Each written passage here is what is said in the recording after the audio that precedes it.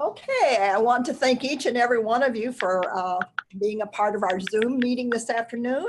I expect that we are going to have a really great time. As I shared with some of you, I have had the privilege to be able to look over the presentation, so I know we're in for a delight and we're going to learn so much. Before we get started, I would just like to remind you that our next meeting is going to be December 3rd at the Health Department in Bullock County from 12:30 to 3:30. And at this meeting, we're just going to celebrate. We're going to talk about some of the things that's happened, and we're going to talk about some of our agencies and our folks who have helped us become who we are. And then we're going to visualize our future and start working toward being able to just see how we can grow and what we can do. I think all of us are in accord that we understand that Kentucky is one of the sickest states in our county, and we're sick of that. So we're wanting to come together and find out how we can help our state become healthier. I would like to now be able to introduce to you our speakers. First, I want to introduce Barbara Gordon. And Barbara Gordon is the Director of Social Services, which also serves as our Area Agency on Aging and Independent Living and Aging, and our Disability Resource Center, often called KIPTA. If you've heard the term KIPTA, that's what all that stands for. She's been with this organization for some 16 years now. She's had several years experience working in the community in various capacities, including coalition development, planning and implementing initiatives related to health and wellness, and advocating for programs and services that will impact the quality of life of all citizens living in the communities that she serves. And we've all been a part of her work, working alongside her, and we appreciate her passion. Barbara is also a part-time instructor at the University of Louisville-Kent School of Social Work, and she serves on the board of directors for Kentucky Association for Gerontology and is the immediate past president. She is the immediate past president for the Southeast Association for Area Agencies on Agency and serves on the board of directors for the National Association for Area Agencies on Aging. She serves as a member of the Regional Mobility Council for the KIPTA region, the Kentucky Coalition for Healthy Communities, and is a member of the Kentucky Association for Area Agencies on Aging. Mrs. Gordon has worked in the field of human services for more than 38 years. Along with Barbara is Jessica Elkin, and Jessica is the Community Service and Support Manager at KIPTA. She's a Louisville native. She earned her associate's degree in human services from JCC, now JCTC, and her bachelor's of social work from Spalding University. She began her career at Centerstone, which is the former 7 counties, working with individuals with severe mental illness who needed crisis services.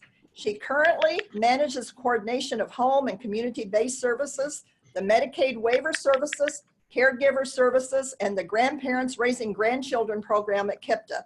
Jessica has been a great help to us here and with our work with the Flourish program. So now I'm going to hand it over to Barbara and Jessica. Good afternoon. It is definitely a pleasure to be able to be here today and present information about social isolation and loneliness in older Americans. And hopefully some of you are intrigued with the title of our presentation, Home for the Holidays. As you know, November starts a holiday season that kind of runs together for several days, at least 2 months, often 3 months. During this time, a lot of family members come together, a lot of family members socialize with one another, a lot of communities, churches, people gather to talk with one another, to be with one another, to celebrate the holidays. So Home for the Holidays is is literally an initiative that was coined several years ago by N4A to talk about this issue of social isolation and loneliness in older Americans, and to talk about it from a perspective that will help not only older adults, but caregivers and family members and friends and communities to help make connections with older persons who might be suffering social isolation and loneliness. Is not a seasonal problem. It is not a problem that only occurs during the holidays, but it is definitely a time where the conversation can be had and can potentially increase among the citizens that live in our communities. So my hope is that with this particular presentation, we can share with you some information that will just give you a perspective about social isolation and loneliness in older adults, but also to give you some information that will help you to make the connections. So the goals for Home for the Holidays for this particular initiative, the goals are to spread public awareness on a local level of the problem of isolation and loneliness. So the goal is to not just keep this information to ourselves and make sure that we serve our clients, et cetera, but to spread this knowledge and this initiative with our communities at various levels. And we'll talk about that a little bit more. To build awareness of the connection between this problem and a range of serious health consequences.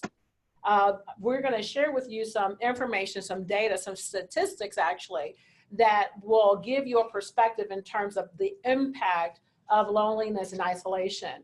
And of course, we're focusing on older adults today, but please know and understand that this problem of social isolation is not just limited to older adults.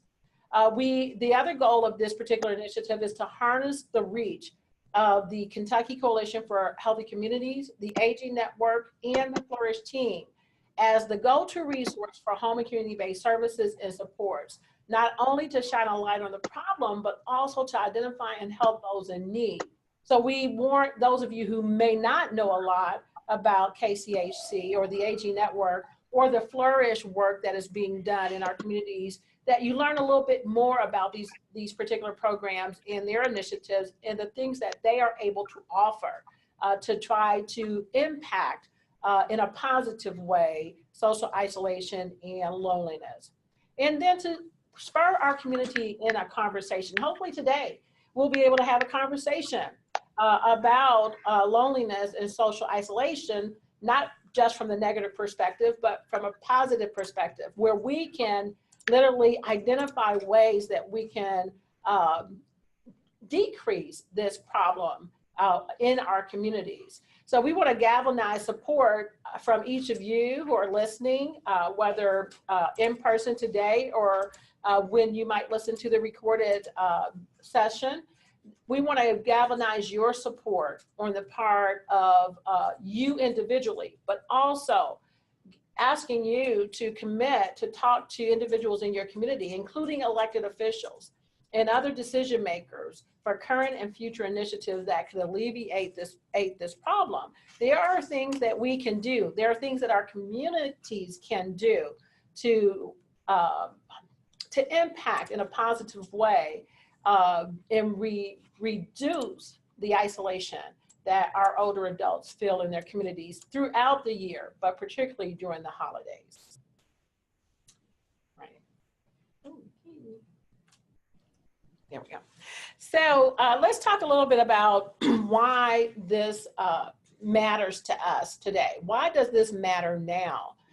You'll see by the little hanging tabs there that there is some numbers that help us to understand that this is a real problem. Loneliness increases the likelihood of mortality by 26%. That is research data that was done by Holt Lundstad in 2015. The effect of loneliness and isolation or mortality is comparable to the impact of well-known risk factors such as obesity and has a similar influence as cigarette smoking. That was hard for me to wrap my brain around, the fact that any of us would spend significant time alone and not have social connections can literally impact our health so significantly that it will mirror some of the impacts of cigarette smoking. Loneliness is associated with an increased risk of developing coronary heart disease and stroke. This is, again, is research data. These are not just numbers that we're throwing out there, but these particular factors have been verified through evidence-based research, and that is Valtora et al., 2016. Loneliness increases the risk of high blood pressure. That's Halkley et al. In 2010. And lonely individuals are also at higher risk of the onset of any disability. So this is really, really an important initiative and issue as it relates to physical health. But loneliness and mental health also has a high correlation. Loneliness puts individuals at greater risk of cognitive decline, James et al., 2011. And one study concludes that lonely people have a 64% increased chance of developing clinical dementia. 64%. That's Hallward et al., 2012. Lonely individuals are more prone to depression, and loneliness and social interaction are predictive of suicide in older age. So we need to understand that from a personal perspective, loneliness and social isolation increases poor health. It affects sensory loss, loss of mobility. It does impact individuals with lower income at a higher rate than it does others, and there are a number of reasons why that occurs. Loneliness is more significant as it relates to bereavement, when people have significant losses during as they age. And those losses are not just people. Well, as people age, we know and understand that the losses generally in their lives increase, and often people retreat when that occurs. Retirement is another factor as it relates to isolation.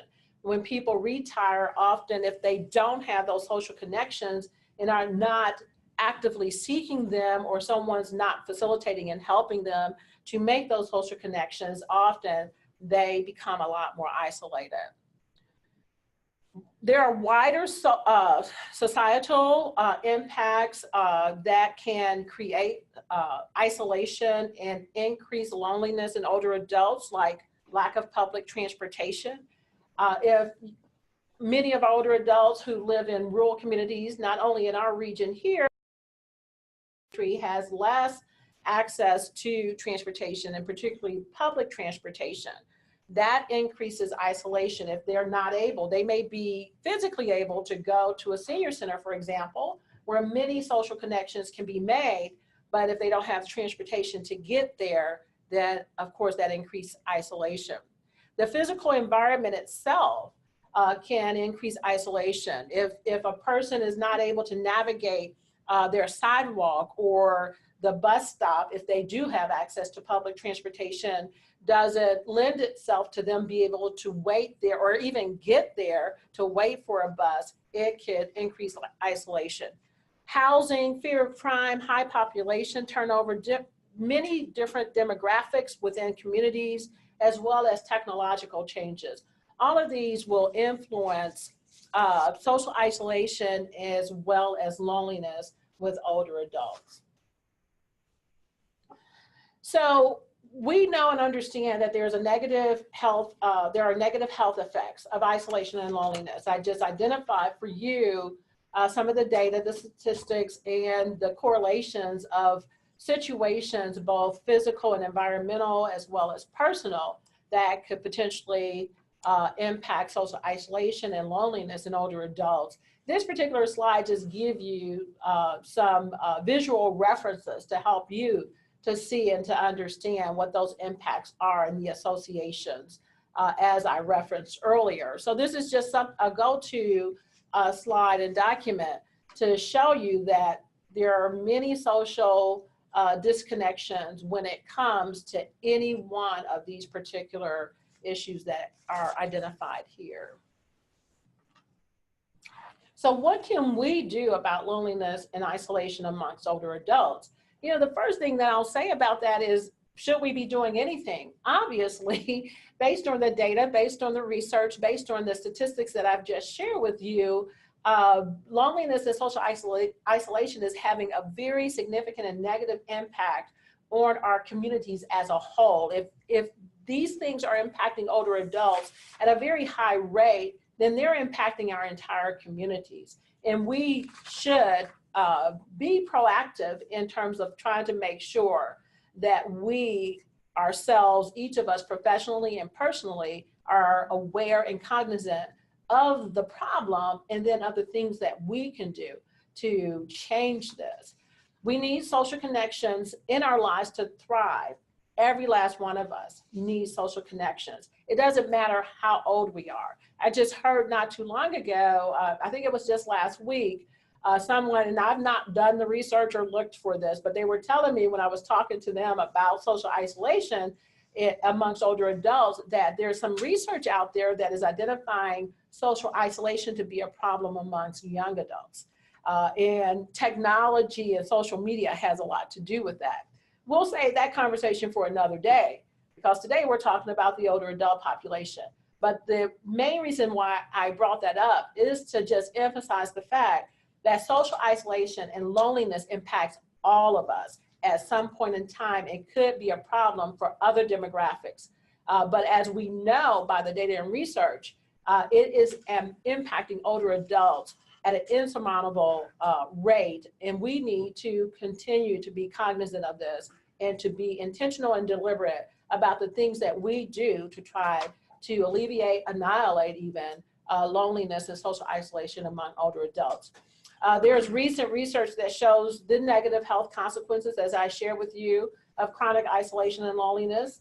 And we know that it is especially harmful to older adults. The good news is that we can become more aware. We're becoming more aware today, and we can do something about it to strengthen our ties to family personally, if you have older adults in your family, and we'll talk a little bit more about this later, and friends. All of us have friends who are over 50, friends who are over 60, friends who are 70, even neighbors that we may not know personally, but they live in our community, who are isolated and who are lonely. What we want to talk to you today is about expanding those circles, those social circles, and becoming more involved in our communities around this issue, around this fact that too many of our citizens are sitting home alone without any social connections, except for certain periods of time. And we're going to also talk to you about how to identify this potential problem, even amongst your own loved ones and friends in your community. So how do you know what factors can put yourself or another loved one at risk of this social isolation and loneliness? So here's a few things here that can help you identify that. The first one, obviously living alone can cause a risk factor for social isolation and loneliness. Mobility or sensory impairment at any age.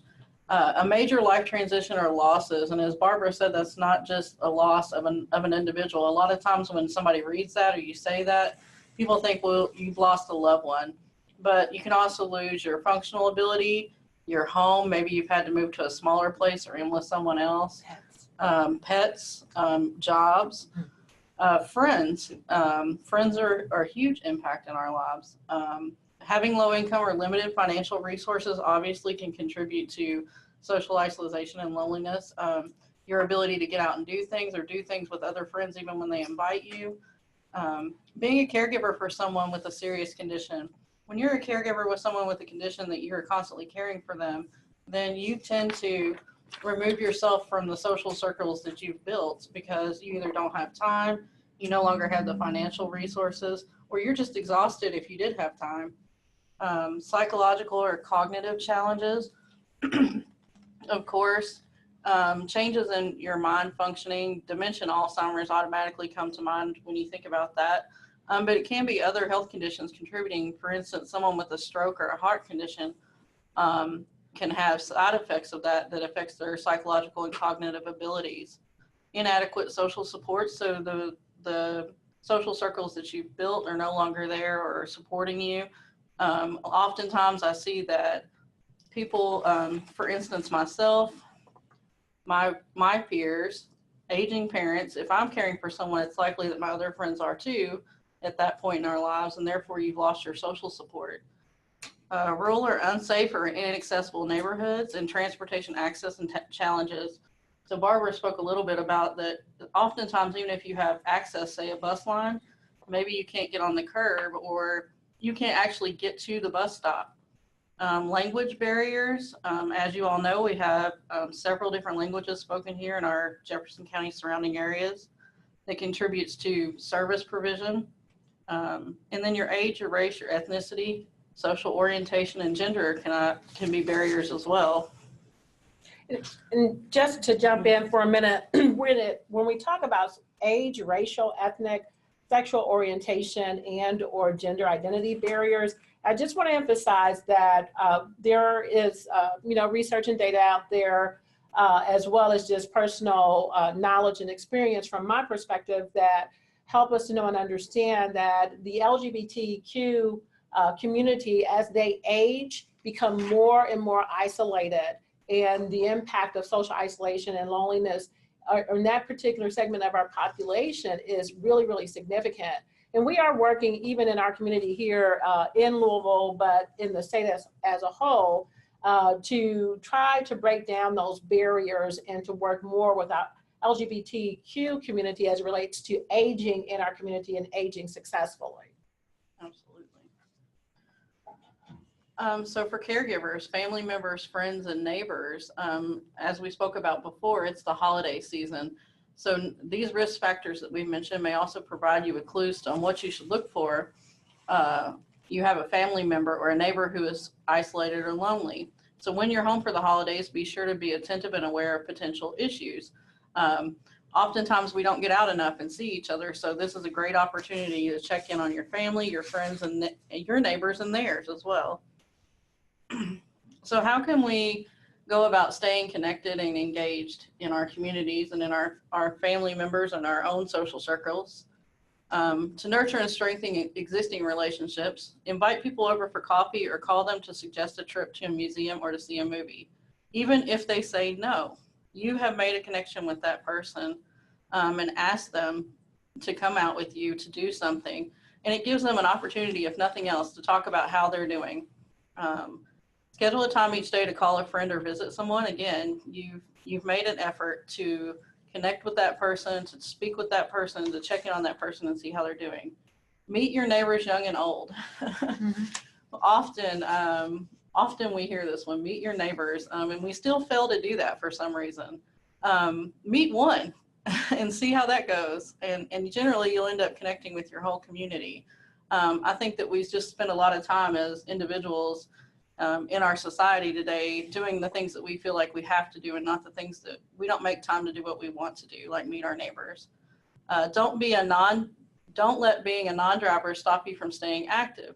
Find out about your transportation options. There are transportation options in our communities. We are struggling to provide some in rural areas, but we have lots of initiatives that we're working on trying to improve that. Use social media. We all have access to that for the most part, right? Like Facebook, to stay in touch with long distance friends or write an old fashioned letter. Something as simple as a small message that says hello or sending a picture can start a conversation. Stay physically active and include group exercise in the mix, like joining a walking club. Exercise is positive endorphins, which can affect your physical health, your mental health, and your social health if you're walking with someone else, like joining a walking club. What else can we do? So, take a class to learn something new and at the same time expand your circle of friends. They offer those at local community colleges, senior centers, other community organizations. Revisit an old hobby you've set aside and connect with others who share your interests. What are some of the hobbies that you do that you've set aside that maybe you could suggest to a friend? For instance, reading books. You hear that a lot. I used to read, but I just don't have time now. Make time. Small books. Volunteer to deepen your sense of purpose and help others. There are lots of community organizations out there that need your help and assistance. Check it out. Call us to find out where you can volunteer. Senior centers, other community organizations. Visit your local community wellness or senior center and become involved in a wide range of interesting programs. If you have any difficulty doing that, all of the ladies in the room here can help you to figure out what they offer, where you're needed, and how you can get involved. Check out faith-based organizations for spiritual engagement, as well as to participate in activities or events, or get involved in your community by taking on a cause, such as making your community more age-friendly. We are building the age-friendly initiative. It has been approved and we're moving forward with that. And we need some community members on our panels if you'd like to sign up with that one. But the point is to not only do this for yourself, to also do it for family, friends, and neighbors. So it's also important that you do a self-assessment checklist, because you cannot care for someone else until caring for yourself. So awareness. Have you noticed that your social engagements have decreased or you have less connectivity with others? Assess your own loneliness status, because if you answer yes to any of those risk factors that we talked about earlier on that checklist, then you are setting yourself up for social isolation and loneliness. And it's harder to move backwards from that than to move forward from here. So We'll give a resource for the checklist. oh yes, we'll give a resource for the checklist later. Thank you. The assessment will help you determine your level of risk of becoming socially isolated or lonely, and whether you should take steps to expand your circles of connection and engagement. So we're going to self-assess now so that we can move forward later. All right. So caregivers, family members, friends, and neighbors. The information that Jessica just presented really is for all of us, but more specifically, these are things that we can share with older adults who possibly are isolated, things that we can identify for them that they can do to become more socially connected. But we too have a responsibility. If you're a caregiver, if you're a family member, if you're a friend, if you're a neighbor and you don't know anybody that lives in any direction to where you live, it doesn't matter. We too can have some responsibility. And one of the things that is really important for us to know and understand is that when you encounter someone who is isolated, when you encounter someone who is suffering from loneliness, and I do use that terminology intentionally, then often there are signs and symptoms that you can also observe or see or notice in their environment as well as with them personally that may give you indication that the problem is serious or severe and that some intervention or interaction is necessary and required. Loneliness is a specific risk factor for depression, which is not a normal part of the aging process. We need to understand that. If a senior in your care is having persistent feelings of helplessness or hopelessness, has lost interest in usual activities and hobbies, and is struggling with eating, sleeping, and functioning, she may have depression, a medical condition which can lead to suicide. So it's really important for that person or their family member or an advocate for that particular person to talk to their healthcare provider about what you've observed, what you have seen, what you have noticed about this individual in that particular situation. It is also important for us to try to facilitate getting them to a mental health professional, because they too can help and can provide good services and interventions to help them to alleviate the problem of depression. So it's important for us to recognize things when we are together during this holiday. So we started out talking about home for the holidays, right? I love this picture. This Thanksgiving is our first holiday coming up. It shows the family with grandma and mother, as well as grandpa over there at the table, preparing for Thanksgiving dinner. Well, throughout the year, we know that older adults are dealing with issues, and if you're living away from your loved ones, they may be dealing with issues that you don't know about or don't recognize. But when you're home for the holidays, or when you're talking to them over the phone more often during this time, there are things that you can identify and recognize. So we want you to be cognizant of that. Be aware of the environment. If the home is a lot more disheveled than normally, then something's going on. If mom is not as engaged and interactive, not as talkative as she normally is, something is not right. So be cognizant of that. Be aware of those types of signs and symptoms in the environment as well as with that individual personally. Throughout the year, we need to support the older adult, our loved one, in these areas as well, and particularly in the areas of connection. But we want to focus and emphasize on these holiday seasons coming up, because we know that families are a lot more connected, friends are a lot more connected, communities are a lot more connected. We need to be personally responsible for helping older adults to connect through social media.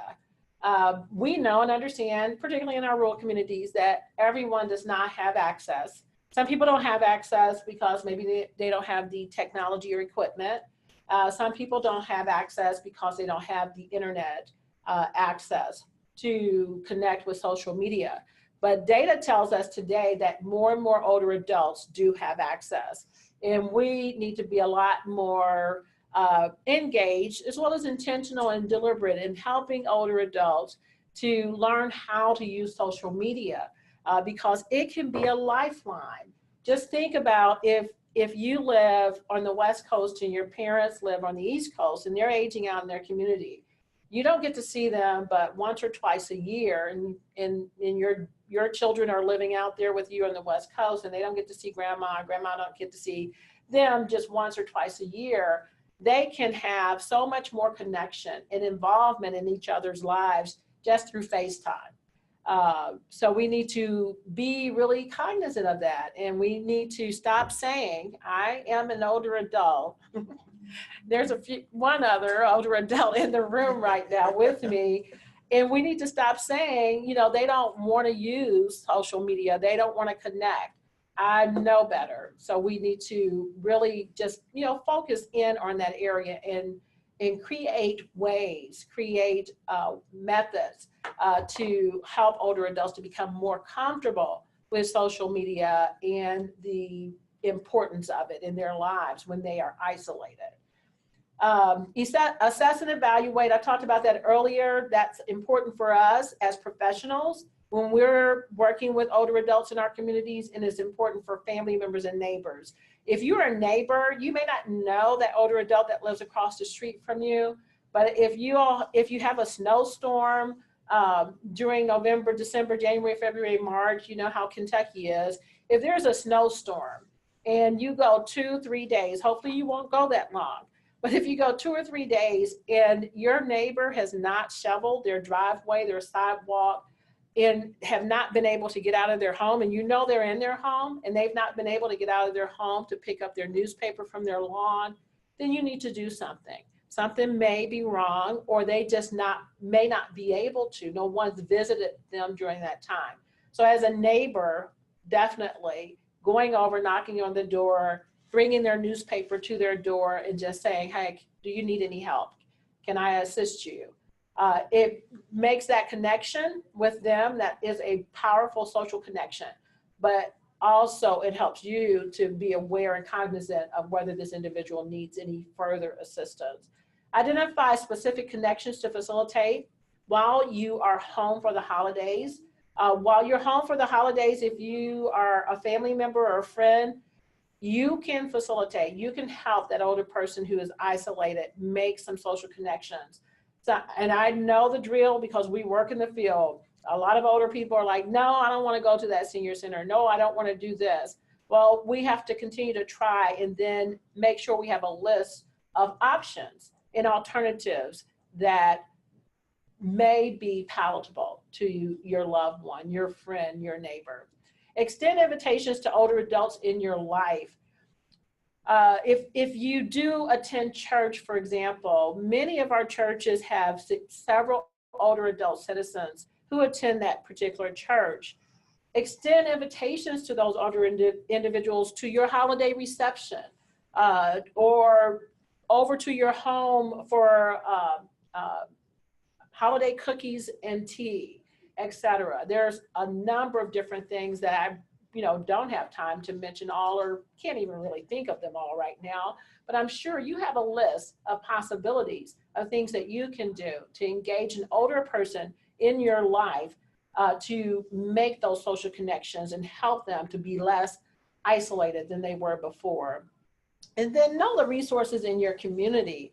It is so important for all of us to know and understand what's available in our communities that can help older persons in general, but specifically as it relates to social isolation.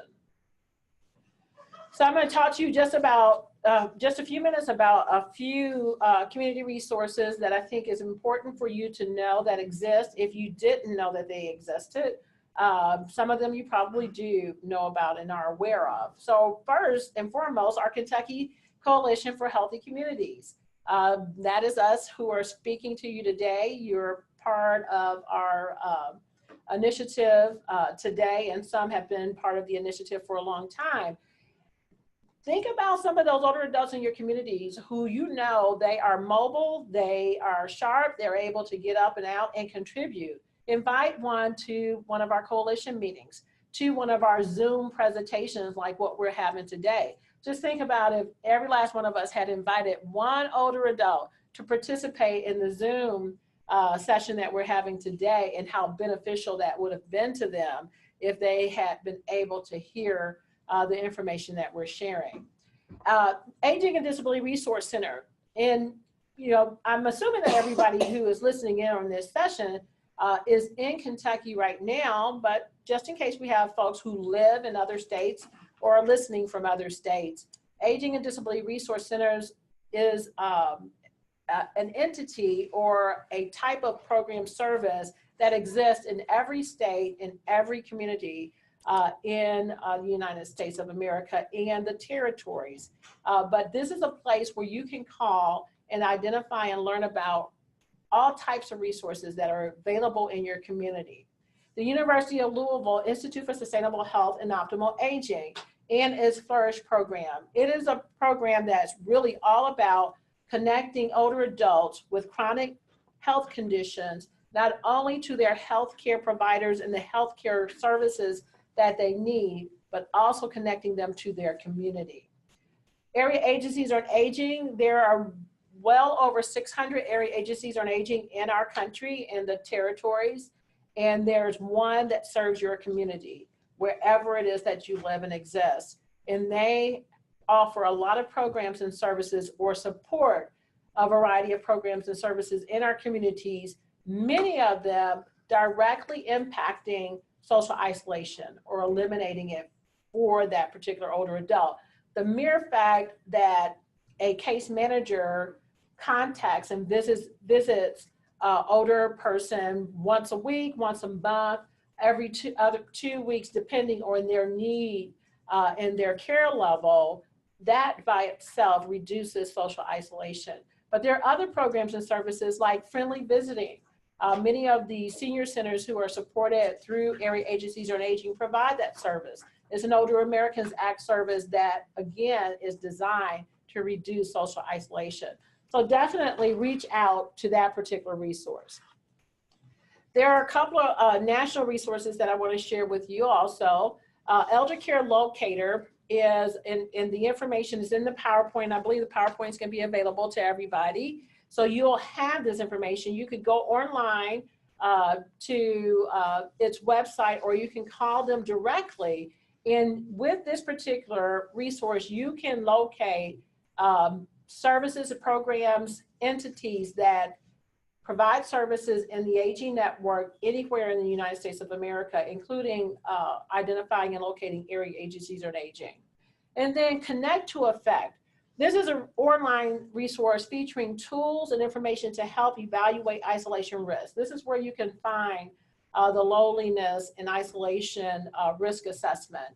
So reach out to others who may be feeling lonely and disengaged. This particular website will also facilitate that, and find practical ways to reconnect to your community. So it is an excellent resource for older adults, but also for caregivers, families, and friends who want to make recommendations to the older adults who are in their lives. And there are a few other important resources that you'll be able to find in the PowerPoint as identified on this page here that you should definitely check out and attend to, because they are important to us, again, impacting and minimizing, eliminating, hopefully in the future, social isolation and that issue of loneliness with older adults.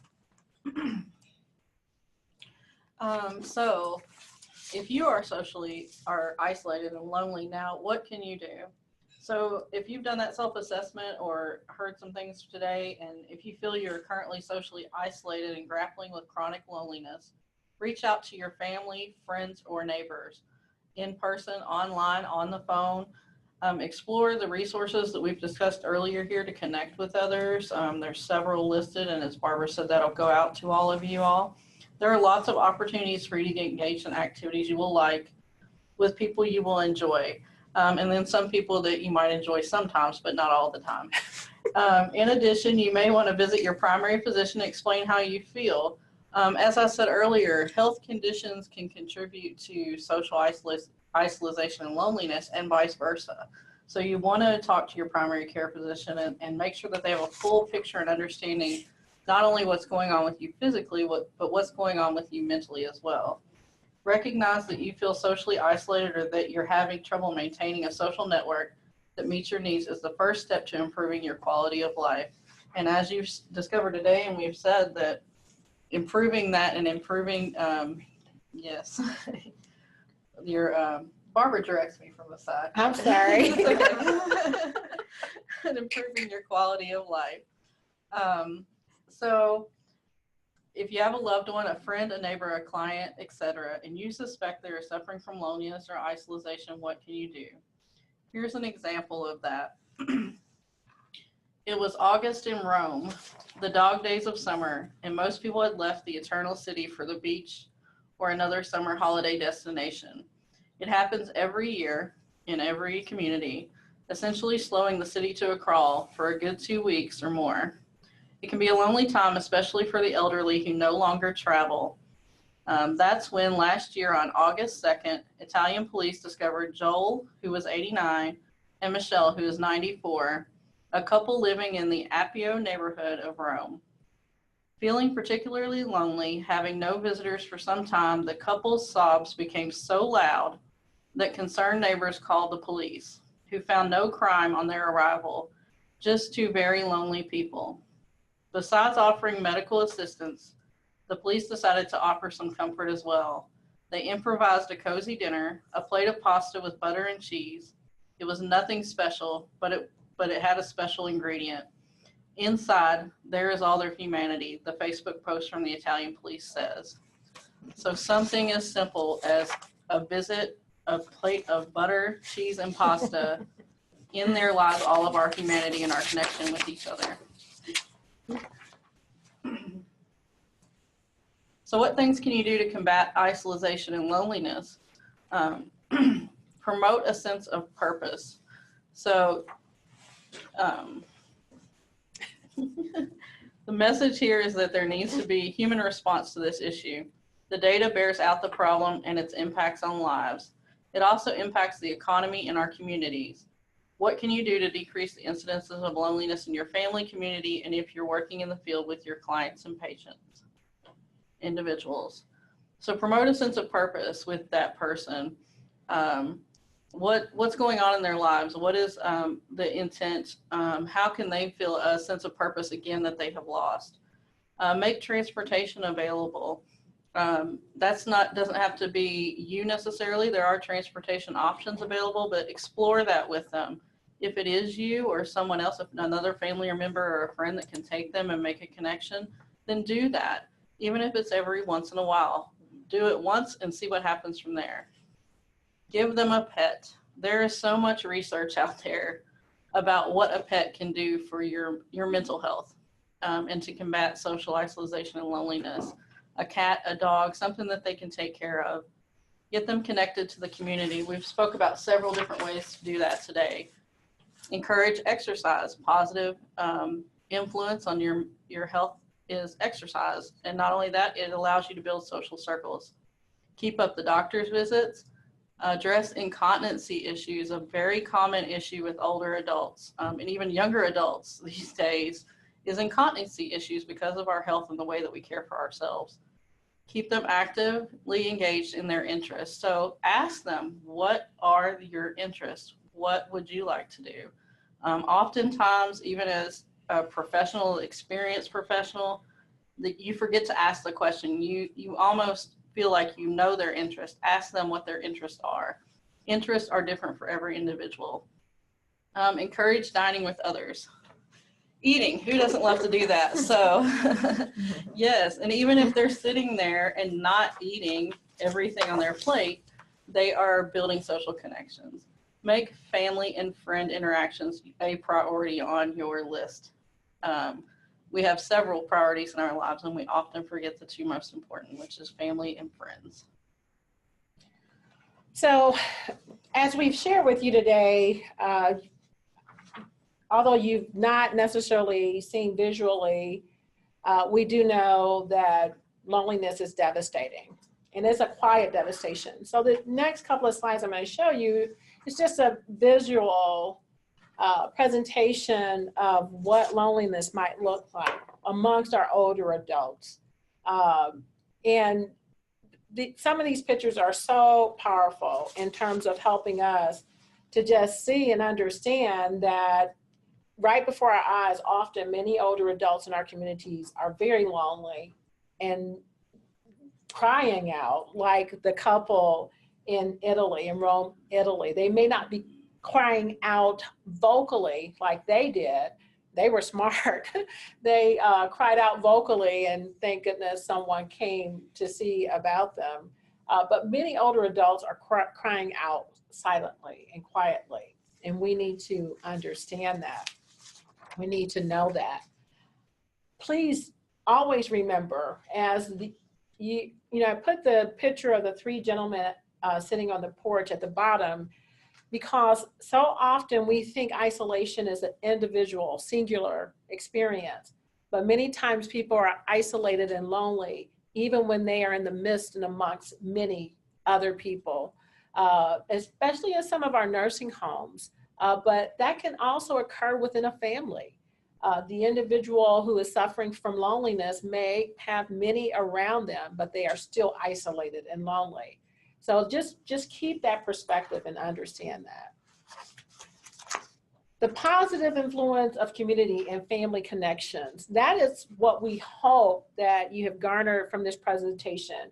First, an awareness and understanding that it is real, it does exist, but also hopefully we've given you a little bit of information that will help you to identify some things you can do as a professional, some things that you can do as a community member, things that you can do as a family member or as a friend that can help be a positive influence on the older people in your life and reducing isolation. So these next couple of slides are going to show you some pictures just of people who are engaged and not isolated. And you can tell the difference just by looking at their faces. Sometimes that whole experience of loneliness and isolation exhibits itself on our faces, as well as in our body posture, etc. We talked about, the chronic conditions that are resulting from loneliness and isolation, but sometimes we literally can see it by looking at that particular individual. But you can also see when people are socially connected, content, not lonely, feeling supported, happy.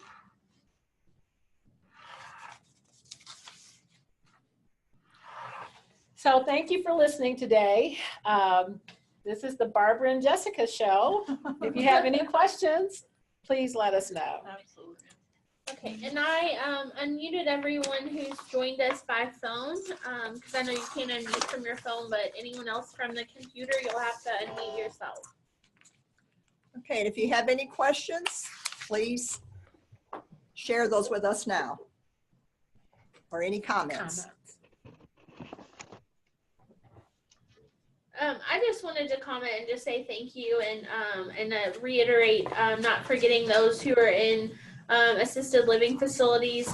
Last night I had dinner with a friend of mine who is in a memory care unit, and when I dropped her back off at that late last night, she said to me, "Thank you for getting me out of my prison for a couple hours." And it was so hard to hear that, but it was shocking because I didn't think that she perceived her environment that way. which was hard to hear. But yeah, it's not just about the neighbor next door. It's about the nursing home that's down the street in your neighborhood. What more could you do there? Right. Thank you.